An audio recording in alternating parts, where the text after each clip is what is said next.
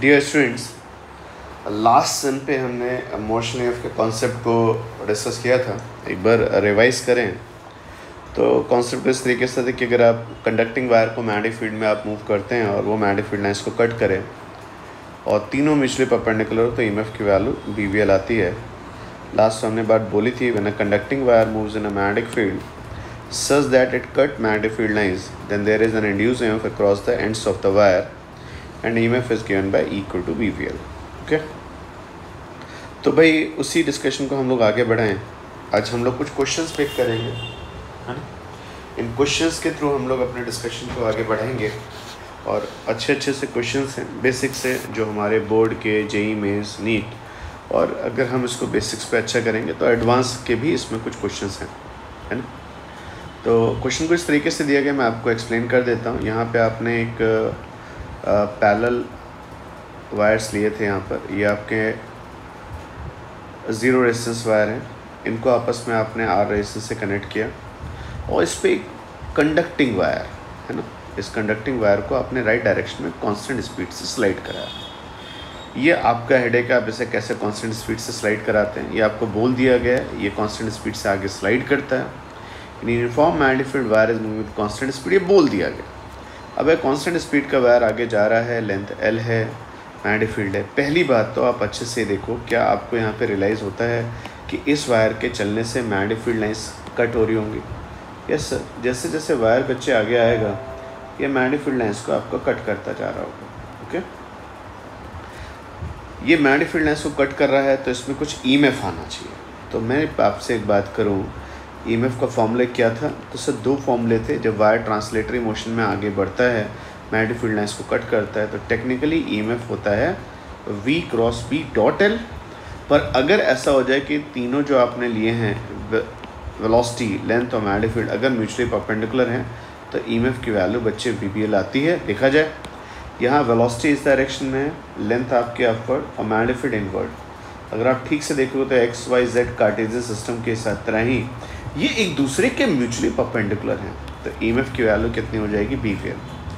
BVL अगर मैं लिखूँ तो B आपको 8 टेस्ला दिया गया था। वायर आप कितनी स्पीड से मूव करा रहे हैं? 1.5। वायर की लेंथ आपने 20 सेंटीमीटर लिखी, अगर मैं उसको लिखूँगा तो 0.2 मीटर आ गया। 8 इंटू 1.5 12, 12 इंटू 0.2 के अकॉर्डिंग बच्चे आंसर 2.4। ये जो आपके सामने रॉड मूव कर रही है ना, ये 2.4 वोल्ट की बैटरी की तरह आ जाएगी। सर कैसे ईएमएफ आया इसमें? तो भाई देखो, मैंने बोला दो तरीके से ईएमएफ आता है, केमिकल से या फिर इंड्यूस ईएमएफ। जब आप इस वायर को चलाओगे, मैं एक बार फिर से रिकॉल करा दे रहा हूँ, ये वायर आगे जाएगा, V क्रॉस B आपका अपवर्ड आएगा, इलेक्ट्रॉन डाउनवर्ड आएंगे। यहाँ पे इलेक्ट्रॉन आपके एक्यूमुलेट होने शुरू होंगे, यहाँ प्लस होगा और एक इलेक्ट्रिक फील्ड इंड्यूस होगी इस तरीके से। इलेक्ट्रिक फील्ड प्लस से माइनस की तरफ होगी तो आपका अपर एंड हाई और लोअर एंड लो पोटेंशियल अपने आप बन जाएगा। इसमें पोलैरिटी किसकी वजह से आई है? मोशन की वजह से। तो ईएमएफ आपको क्लियर? तो आप एक तरीके से कह सकते हो कि सर मेरा ये जो सामने जो दिख रहा है, ये एक सर्किट बन गया। इस सर्किट में एक 6 ओम का रेजिस्टेंस दिया गया। क्लियर? इसमें बच्चे आपने एक वायर स्लाइड कराया, वो वायर किस में कन्वर्ट हो चुका है? बैटरी में। ओके, बैटरी कितने की? 2.4 और कॉन्स्टेंट पॉजिटिव होगा। मैंने आपको लास्ट टाइम पे बोला था V से B की तरफ अपने हैंड को टर्न करो, तो V से B की तरफ फिंगर्स को टर्न करोगे तो जो V क्रॉस B की डायरेक्शन होगी बच्चे, वो पॉजिटिव होगी। तो ये बैटरी में अपर एंड किसकी तरह ट्रीट किया जाएगा? पॉजिटिव टर्मिनल की तरह, और लोअर एंड आपके पास आ गया नेगेटिव टर्मिनल। ठीक, कुछ और भी दिया गया था। यस, आगे जो रेजिस्टेंस आपने लिया था, जो स्लाइडिंग वायर है, इसका अपना रेजिस्टेंस 2 ओम, मतलब बैटरी का इंटरनल रेजिस्टेंस। अब रॉड के अंदर ही बच्चे आपने 2 ओम का और रेजिस्टेंस लगा दिया, ये 2.4 वोल्ट की बैटरी। और बच्चे ये पूरी रॉड है आपकी, दिख रही है, ये सेल भी इस रॉड के अंदर है और इंटरनल रेजिस्टेंस भी इस रॉड के अंदर है। क्लियर? तो अगर बच्चे मैं आपसे पूछूं आई की वैल्यू बताएंगे क्या होगा? तो सबने पढ़ा है आई किसके इक्वल होता है? EMF divide by total resistance. External resistance जो रॉड के बाहर है वो R6 ओम हो गया और जो रॉड के अंदर है वो 2 ओम आ गया। तो जब वैल्यू देखे तो 2.4 divide by R equal to 6 + 2, तो 2.4 डिवाइड बाय 8, या फिर ये वैल्यू कितनी आ जाएगी बच्चे आपके? 0.3 एम्पियर। सब 0.3 एम्पेयर करंट आएगी। तो ये जो बैटरी बच्चे आपने लिए, जो सेल लिया है, इसमें एक टर्म होता है इंड्यूस ईएमएफ और एक होता है ये एंड्स जो हैं वहाँ कितना पोटेंशियल डिफरेंस है। तो अगर मैं एक एंड को P और एक एंड को Q मान लूँ तो VP माइनस VQ, फिर से ध्यान से रखना ये ईएमएफ नहीं है। VP माइनस VQ क्या होता है? Delta V across the end of battery. तो डेल्टा V अगर को पूछे तो याद है कितना आ रहा था? ये बैटरी डिस्चार्ज हो रही होगी सर, जब डिस्चार्जिंग बैटरी होती है तो डेल्टा V की वैल्यू E माइनस IR आती है। E कितना था? 2.4 माइनस I कितना हो गया आपके पास?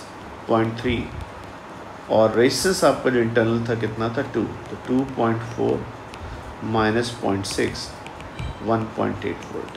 क्लियर? तो टेक्निकली ये बैटरी जो आपने चलाई तो उसमें 2.4 का इंड्यूस ईएमएफ आएगा, लेकिन जो उसके एंड्स होंगे उस पर आपको पोटेंशियल डिफरेंस थोड़ा सा कम मिलेगा E माइनस IR के अकॉर्डिंग।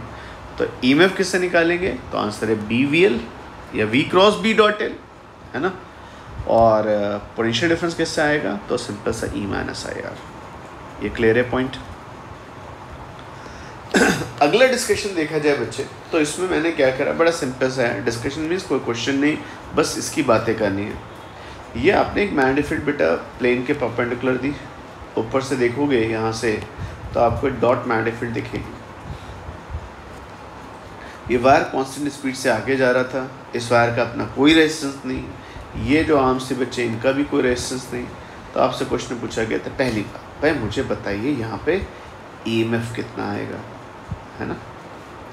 ईएमएफ अगर आएगा और सर्किट कंप्लीट है, जो कि लग रहा है सामने सामने, कहीं सर्किट बच्चे ब्रेक नहीं है, तो क्या कुछ करंट आएगी? यस सर, करंट आएगी। ईएमएफ आएगा सर, करंट ईएमएफ आने के बाद ध्यान से देखना, फिर उल्टा सोचो, ये जो वायर है ये करंट कैरिंग वायर मैग्नेटिक में, करंट कैरिंग वायर पे आपका एक मैग्नेटिक फोर्स आएगा। क्लियर? ये मैग्नेटिक फोर्स आपके पास पूछा गया। मैग्नेटिक फोर्स अगर आपको पता है तो आपसे क्वेश्चन पूछा गया कि सर क्या इस मैग्नेटिक फोर्स के से एक्सेलरेशन होगा, रिटार्डेशन होगा? अगर रिटार्डेशन है और आप इसे कांस्टेंट स्पीड से चलाना चाहते हो तो आपको बाहर से एक फोर्स देना पड़ेगा।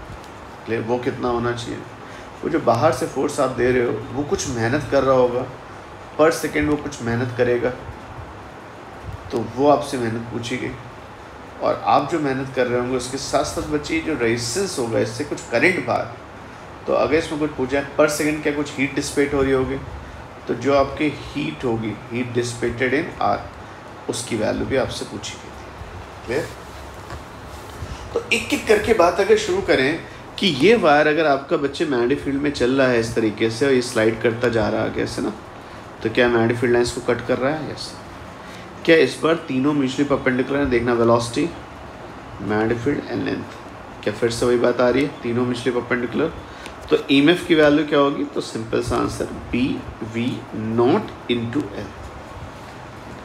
अगर ये बैटरी बच्चे पूछा है तो कैसे होगी, तो आप बोलोगे सर V क्रॉस B के अकॉर्डिंग देखा जाएगा।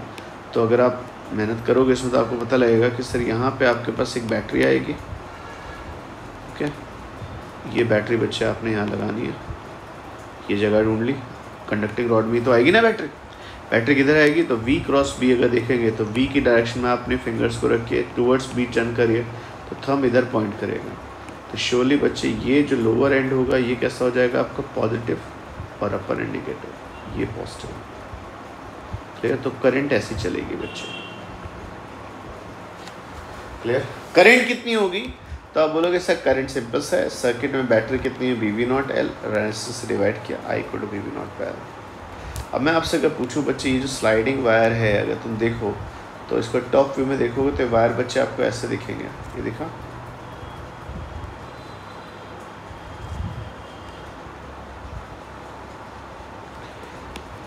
ये स्लाइडिंग वायर बेटा आपका आगे इस तरीके से जा रहा था,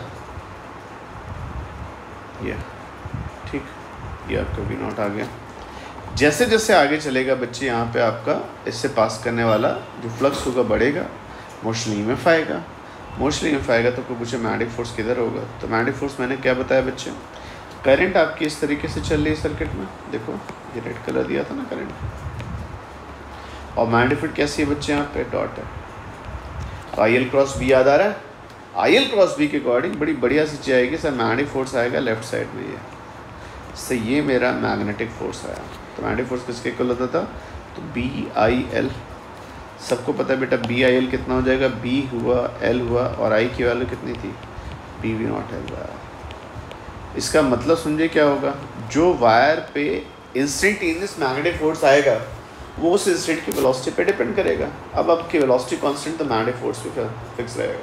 पर आप सबको पता है, आप वायर को राइट में स्लाइड करा रहे हो, इवन लेंस लॉ से बात सही है, तुम्हारा वायर का चलना फ्लक्स बढ़ा रहा है, तो ये वायर के मोशन को क्या करेगा, अपोज करेगा। तो मैग्नेटिक फोर्स श्योरली लेफ्ट में आना चाहिए था।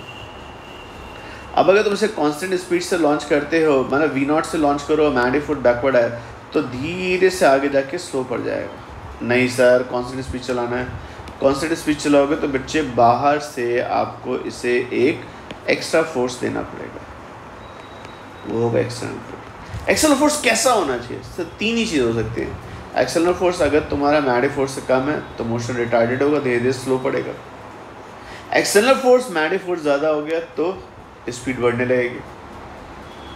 तो मैं बोलूँ नहीं मुझे वायर को कांस्टेंट स्पीड से चलाना है, तो आप बोलोगे एक्सटर्नल फोर्स किसके इक्वल होना चाहिए, एग्जैक्टली मैच करना चाहिए किससे, मैग्नेटिक फोर्स से। मैग्नेटिक फोर्स कितना था बच्चे, B square L square V not divide by. Clear.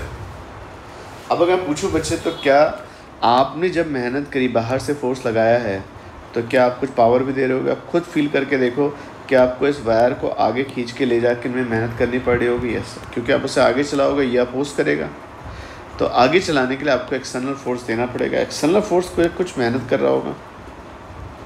Power का फॉर्मूला अगर याद हो तो एफ डॉट वी होता था, तो उसके अकॉर्डिंग आंसर कितना हो जाएगा, B square L square V not by R into V not into cos zero. Sir आप बड़ी मेहनत से इस सिस्टम में एनर्जी डाल रहे हैं, कितनी, B square L square V not square by are.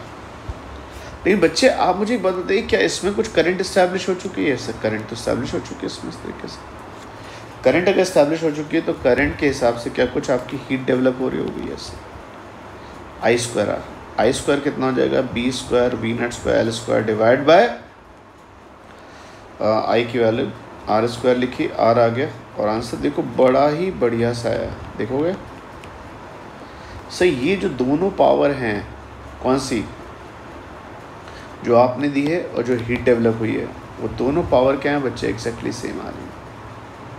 ठीक है, तो बेसिकली क्या हो रहा है बच्चे, लेंस लॉ किस पे बेस्ड होता है, कंजर्वेशन ऑफ एनर्जी पे। आप जो मेहनत करके उसके अंदर एनर्जी डालते हैं, अगर यहाँ पे वायर कट कर दो तो इसकी स्पीड बढ़ती। सर आप यहाँ पे जब मेहनत कर रहे होंगे, वो मेहनत बेटा मैग्नेटिक फोर्स यहाँ से विड्रॉ कर लेगा, मैग्नेटिक फोर्स की स्पीड को बढ़ने नहीं देगा। और क्वेश्चन में पूछा गया था बेटा पावर डेवलप बाय, जो भी आप मेहनत करोगे यहाँ पर, वो आपकी मेहनत बेटा किस में जाएगी, सर सिंपली इस वायर की हीट में। क्लियर। तो आगे से कोई पूछे सर लेंस लॉ किस पे बेस्ड है, लेंस लॉ क्या कह रहा है, आप वायर के चलाओगे तो अपोजिंग फोर्स आएगा, अपोजिंग फोर्स क्या करेगा, उसके अंदर से स्पीड निकाल के किस में डालेगा, हीट में, और ये एग्जैक्टली दोनों बराबर है। क्लियर। तो आई की value clear, magnetic force clear, external force clear, आपकी पावर कितनी आएगी एफ डॉट वी, और कितनी हीट डेवलप होगी, दोनों वैल्यू सेम है बच्चे। क्लियर। तो नेक्स्ट पार्ट में हम लोग एक क्वेश्चन बिल्कुल ऐसे ही करेंगे जिसमें हम वायर को थ्रो कर देंगे और उसे कोई एक्सटर्नल फोर्स नहीं देंगे, तब वो धीरे धीरे आगे चलते चलते स्लो होता जा रहा होगा। ठीक है, तो हम इसके नेक्स्ट पार्ट